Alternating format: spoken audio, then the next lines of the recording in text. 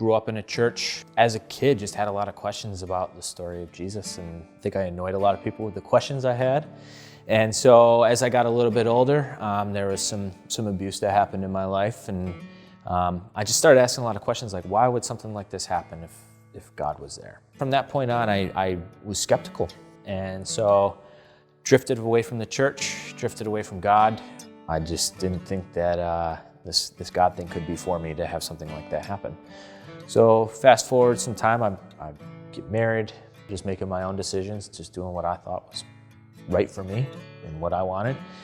And started having some serious consequences in relationships and in my marriage. And just at one point had some problems, and I remember my wife saying, like, you need to fix this. And I remember thinking to myself, I'm not really sure how I'm gonna change because I've tried everything and I got to this point.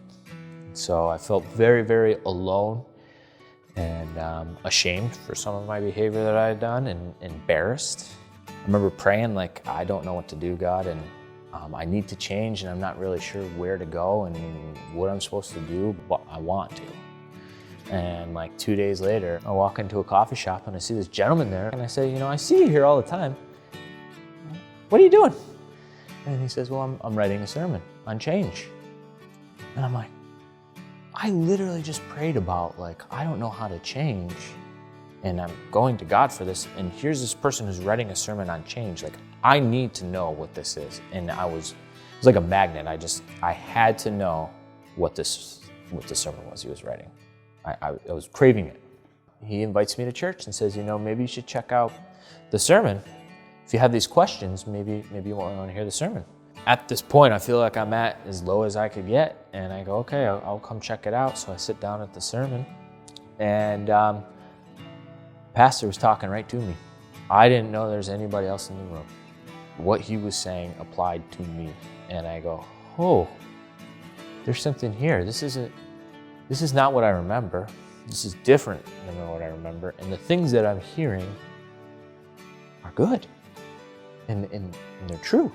And I remember I came back and I said to my wife, like, I think we need to go here. I mean, it was very overwhelming to me that I needed to accept Jesus as my Savior. I hadn't done that. And so beginning of March 2019, I called the pastor, said I got some questions, and I said I'd like to come talk to you.